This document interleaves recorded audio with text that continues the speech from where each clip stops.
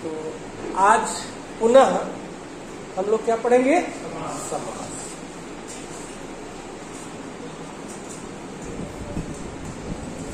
समास की जब परिभाषा करते हैं तो होता है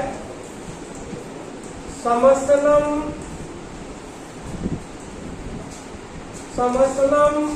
समासः।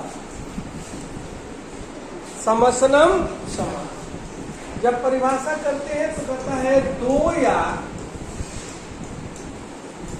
दो से अधिक पद अपने अपने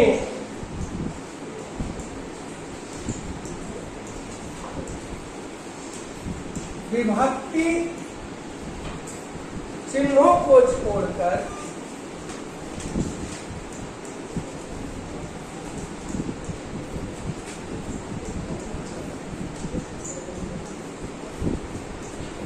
एक पद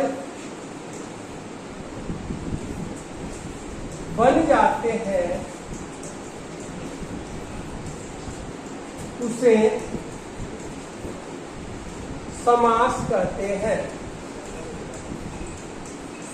उसे समास कहते हैं। समास की परिभाषा क्या हुआ कि दो या दो से अधिक पद अपने अपने विभक्ति चिन्हों को छोड़कर एक पद बन जाते हैं, उसे हम समास कहते हैं। जैसे जैसे कहते हैं हम राज्ञः पुत्रः, इस पद को हम कहते हैं पूर्व पद और इस पद को कहते हैं हम उत्तर पद। पूर्व पद और उत्तर पद। पूर्व पद में राज्ञः में पंचमी षष्ठी एक वचन है, तो ये मूल रूप में आता है तो क्या हो जाता है? राजन। और पुत्रः में प्रथमा विभक्ति एक वचन, तो ये हो गया पुत्र। क्लियर? दो पदों के बीच में हलंत है तो इसका कोई अस्तित्व नहीं होता, तो हलंत को हटाएंगे तो क्या बनता है? राजपुत्र। और ये कहलाता है समस्त पद, और यही है समास। क्या है? समास। क्लियर? दो या दो से अधिक पद, दो पद मिल गया, अपने अपने विभक्ति चिन्हों को छोड़कर एक पद बन जाते हैं, उसे हम क्या कहते हैं? समास कहते हैं। हो गया क्लियर? समास। आगे बढ़े। अब देखिए समास के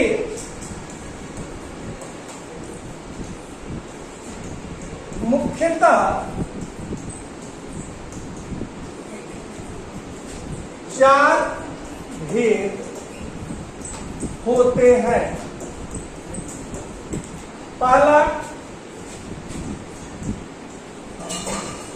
अव्ययी भाव समास, दूसरा तत्पुरुष समास, और इसके उपभेद होते हैं। वो होता है कर्मधारय,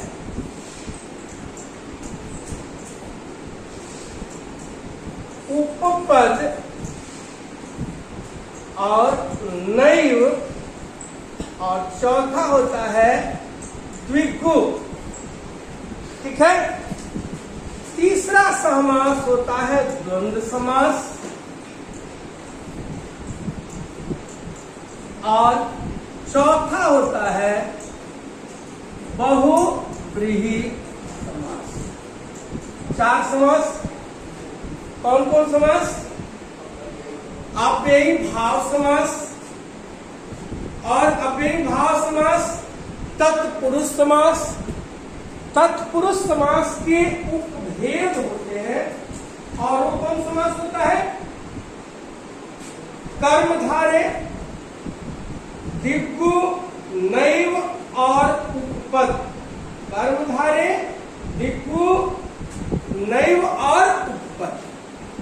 ये हमें, लेकिन हमारे सिलेबस में ये नहीं पढ़ना है, ठीक है।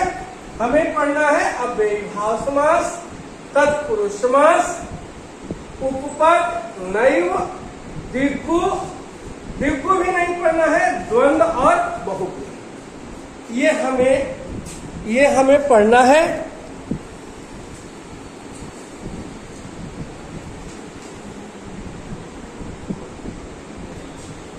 ठीक है, क्लियर। एक बार और ध्यान दें, समास के कितने भेद हो गए? 4। कौन कौन? अव्ययीभाव, तत्पुरुष। तत्पुरुष के भी 4 भेद है, लेकिन हमें 2 ही पढ़ना है, उपपद और नैव। ये दोनों हमें नहीं पढ़ना है, ठीक। द्वंद्व और बहुब्रीहि। क्लियर हो गया। अब हम आते हैं, मिटाएं इसको।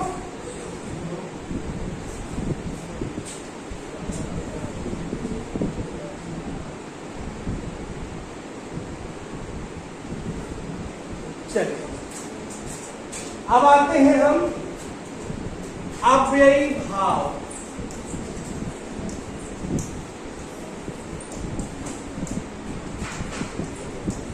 अव्ययीभाव समास, इसका सूत्र होता है पूर्व पद प्रधानो अव्ययीभावः। पूर्व पद तो समझ गए आप लोग, समझ रहे हैं ना पूर्व पद? पूर्व पद प्रधानो कौन समास? अव्ययीभाव। परिभाषा करेंगे तो जिस समास में पूर्व पद प्रधान हो, पूर्व पद अव्यय हो, तथा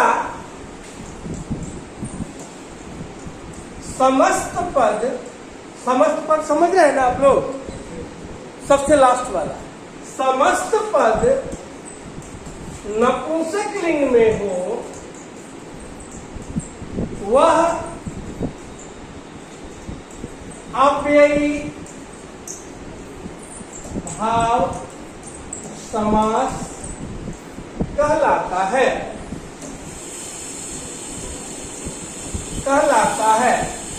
जिस समास में पूर्व पद प्रधान हो, पूर्व पद अव्यय हो और समस्त पद क्या हो? नपुंसक लिंग एक वचन में हो, वह समास कौन सा समास? अव्ययी भाव। आप देखेंगे पाठ्य क्रमानुसार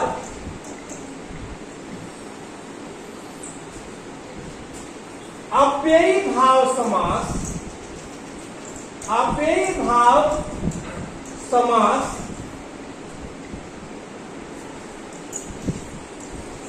निम्नलिखित अव्ययों के साथ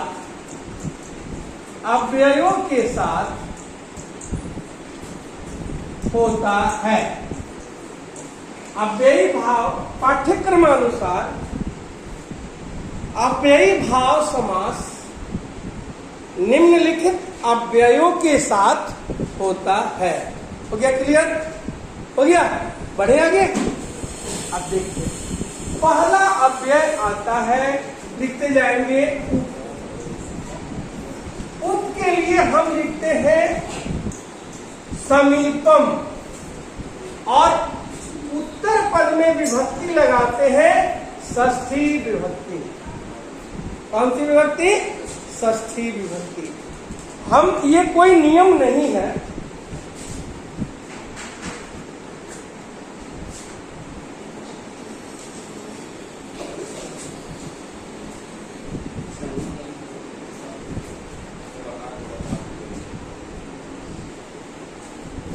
अब षष्ठी विभक्ति हम जब बनाते हैं तो ये कोई नियम नहीं, हम बताए होंगे, आप लोग लिखे होंगे। यदि किसी शब्द का अंत अ से हो तो स्या जोड़ देंगे, आ रहेगा तो क्या जोड़ेंगे? या। ई रहेगा तो ए, और ऊ रहता है तो षष्ठी तुरंत बन जाता है। ये कोई नियम नहीं है, हम अपनी सुविधा के लिए आपको हम बता रहे हैं, ठीक है। अब यदि हम आपसे कहें उपकृष्णम, उपकृष्णम, तो जब हम अव्ययी समास का विग्रह करेंगे तो ये पद इधर आता है और ये पद इधर जाता है। तो अब इस पद में कौन सी विभक्ति लगाते हैं? षष्ठी विभक्ति। तो कृष्ण में षष्ठी लगाएंगे तो क्या होगा? कृष्णस्य। और उप के लिए क्या लिखते हैं हम? तो विग्रह क्या हो जाएगा? कृष्णस्य समीपम हो जाएगा। समझ में आ रहा है? अगला यदि आपसे कोई कहे कि उपनगरम विग्रह बताए तो क्या होगा? नगरस्य समीपम हो जाएगा। नगरस्य समीपम। यदि आपसे कोई कहे उपगंगम, नहीं, क्या होगा? गंगाया समीपम। यदि आपसे पुनः कोई कहे उपवृक्षम, क्या हो जाएगा? यदि आपसे कोई कहे उपसरोवरम, यदि आपसे कोई कहे उप गुरु, गुरो समीप, क्या होगा? गुरो, गुरु ऊ है तो वो होगा ना, तो गुरो समीप बन जाएगा। उप से क्लियर हो गया? उप रहेगा तो क्या बोलेंगे हम? समीपम। और उत्तर पद में कौन सी विभक्ति लगाएंगे? इसे घर पे आप देख लेंगे, ठीक है। अब आते हैं उप के बाद अगला अव्यय आता है अनु। अनु के लिए हम लिखते हैं योग्यम या पश्चात, और इसमें भी विभक्ति लगाएंगे षष्ठी विभक्ति। पश्चात का अर्थ आप लोग जानते हैं क्या होता है? पश्चात का पीछे, पश्चात का पीछे। तो हम यदि आपसे कोई कहे कि अनुरूपम विग्रह बताए तो क्या होगा? क्या होगा? रूपस्य। यदि आपसे कोई कहे अनुरथम, क्या होगा? रथस्य। यदि पुनः आपसे कोई कहे अनु विष्णु, क्या होगा? बोलो। विष्णु, विष्णु पश्चात।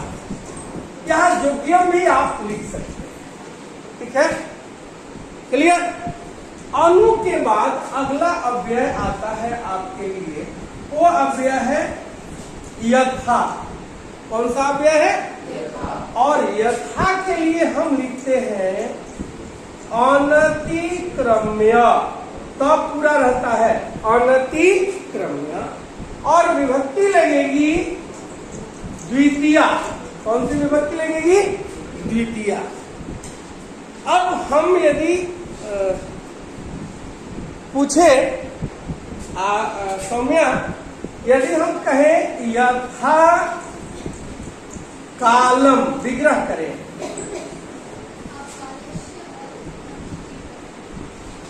यहां विभक्ति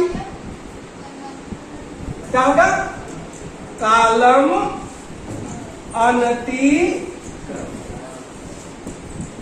यदि हम आपसे प्रश्न करें, आप खड़ा हो जाइए, यथा बलम, बोलिए क्या होगा?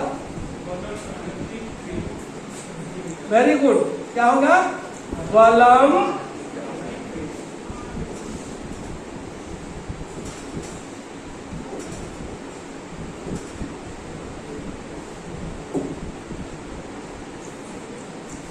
बलम अनति। अब ये एक क्वेश्चन और आपसे पूछते हैं, यथा स्थानम, यथा स्थानम अनतिक्रम्य है कि क्रम्य है? देख के भी बोलने आता है। तो अब यदि आपसे पुनः कोई कहे यथा शक्तिम कृमि अनतिक्रम्य। अब यदि यथा जोसम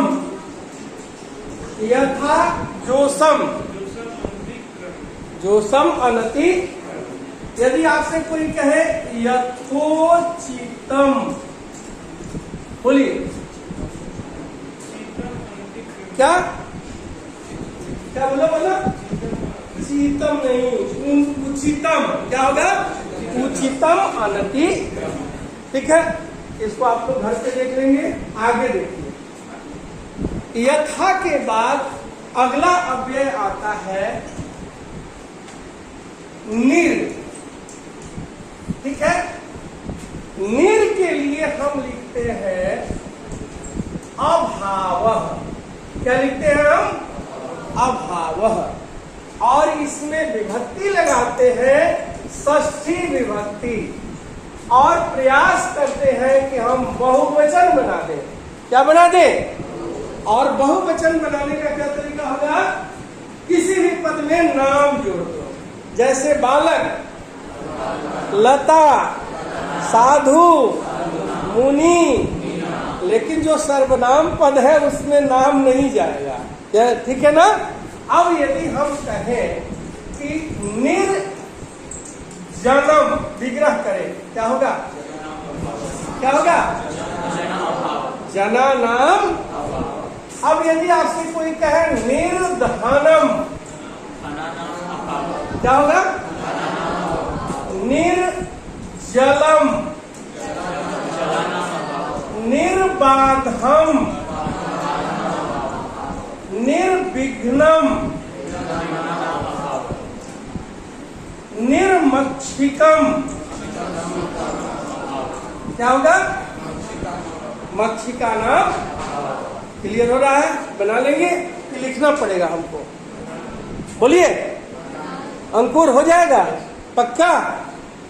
अब आगे आते हैं, देखिए इसे घर पे देख लेंगे।